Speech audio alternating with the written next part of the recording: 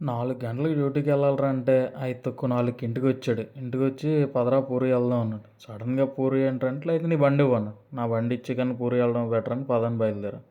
మా దరిద్రం తెలుసు కదా! అప్పుడే ఓ బండికి పెట్రోల్ అయిపోయింది. ఆ బండిని తోసుకుంటూ మెల్లిగా బొంక దగ్గరికి వెళ్ళి ఆ బండికి పెట్రోల్ కొట్టించి మొత్తం 3 బళ్ళు, 2 ఎంటీలు, ఒక హోండా హార్నెట్.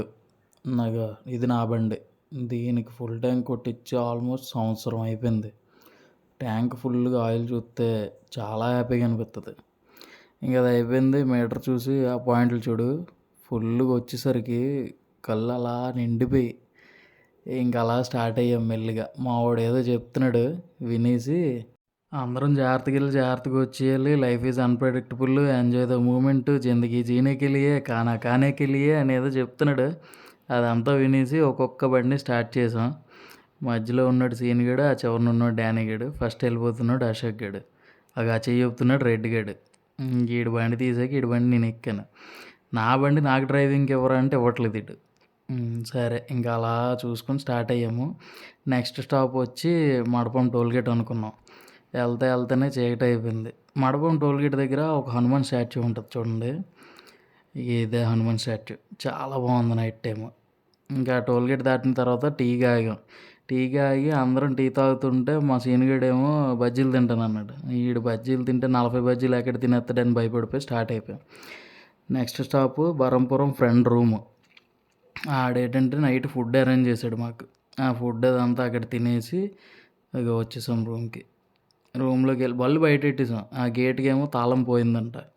ఆ బళ్ళు బయట పెట్టేసి హ్యాండిల్లోకి వేసేసి బ్యాగ్లో లోపల పెట్టేసి ఫ్రెష్ అయిపోయి తినేసి కూర్చున్నాం. కూర్చున్న తర్వాత బళ్ళకి ఏదో ఒకటి చేద్దాం సేఫ్టీగా అనిపించి మాకు తోచినట్టుగా ఏదో సేఫ్టీగా చిన్న తాళాలు వేసుకున్నాం డిస్క్లకి.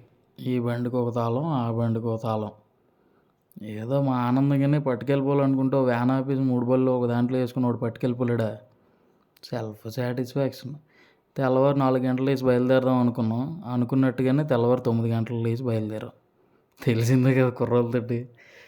ఇక 3 బళ్ళు. ఈ నరేష్ గడు, ఈ అబ్బాయి మొత్తం ఫుడ్ అంతా సెట్ చేశాడు. ఇంకా అలా స్టార్ట్ అయ్యాం. నెక్స్ట్ స్టాప్ వచ్చి చిలికా లేక్.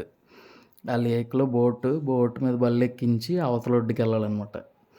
సో వెళ్ళిపోతున్నాం. ఇంకా మధ్యలో జోకులు వేసుకుని ఇక సీన్ కామెడీ చేసుకుని మెల్లిగా వెళ్ళిపోయాం. ఆల్మోస్ట్ వెళ్ళిపోయిన తర్వాత బోట్లో బైక్లు ఎక్కించాం. ఎక్కిచ్చేసి ఇంకా చిన్న చిన్న యాసలు వేసాం. ఆ పైన అలా మెల్లిగా మూట ముట్టుకోకూడదురా మూర్ఖుడా, గంటలో ₹1,00,000 ఎలా సంపాదించాలని అశోక్ చెప్తుండే. బండి అమ్మేశాడంట. తమ్ముడు ఇలా మూలకెళ్ళి కూర్చుంటారా బోటు దించేయమంటారా అని అడుగుతున్నాడు ఒడిస్సాలో ఉన్న అంకుల్. సరే కదా నీ పక్కకు వచ్చి కూర్చున్నాం. బోటు మీద బైక్ లిఫ్ట్ ఇచ్చాడు అంకుల్. నీట్గా బైక్ ఎక్కించి బయలుదేరాం. ఈ చిలిక లేక్లో డాల్ఫిన్స్ ఉంటాయి అటు వర్షం పడినప్పుడు. నాకు ఆ విషయం తెలియదు. ఆ పక్కన ఉన్న అంకుల్ చెప్పాడు. అటు చూడు ఇటు చూడు అంటున్నాడు. ఈ చూసిలోపే అవి అలా ఎగిరి అలా వెళ్ళిపోయింది. అది కెమెరాలో కనిపించలేదు కానీ బాగానే కనిపించింది. ఈలోగా అలా ఒడ్డుకు వచ్చాం. ఒడ్డుకు వచ్చాక ఆడు ఒక్కొక్క బండి మెల్లి దించుతున్నాడు. చిన్న చెక్క వేసాడు పడవకి ఒడ్డుకి మధ్యలో. నా బండి దించుతుంటే గుండె జారిపోయింది. ఆడెక్కడ బండి పడేస్తాడేమో అని అలా ఒడ్డుని నించున్నాను. ఫైనల్లీ బాగానే దించాడులే. వాళ్ళకి ఎంతో ఎక్స్పీరియన్స్ ఉండి ఉంటుంది. చాలా ఈజీ దించాడు. ఇక్కడ నుంచి పూరి మళ్ళీ బైక్ మీద వెళ్ళాలి. మా నరేష్ గడిని అరే ఇక్కడి నుంచి పూరి అంత దూరం రా అని అడిగితే 35 కిలోమీటర్లు అన్నాడు. ఈడు 35 అన్నాడంటే ఖచ్చితంగా 50 ఉంటుంది. అలా పూరి అట్మాస్ఫియర్లోకి ఎంటర్ అయ్యాం. రథయాత్ర జనాలు చూశాను. ఇప్పుడు వరకు నా లైఫ్లో అంతమంది జనాలను ఎప్పుడూ ఒక దగ్గర చూడలేదు. ఒక్కడికొక్కడు సంబంధం లేదు. ఒకడు అటు వెళ్తే ఒకడు ఇటు వెళ్తున్నాడు. ఒకడు ఇంకోటి నెల్లనివ్వట్లేదు. అసలు మధ్యలో ఆగిపోయిన వాళ్ళు కొందరు నీట్గా వాటర్ స్ప్రే చేస్తున్నారు చెమటలు పట్టకుండా చల్లగా ఉండడానికి.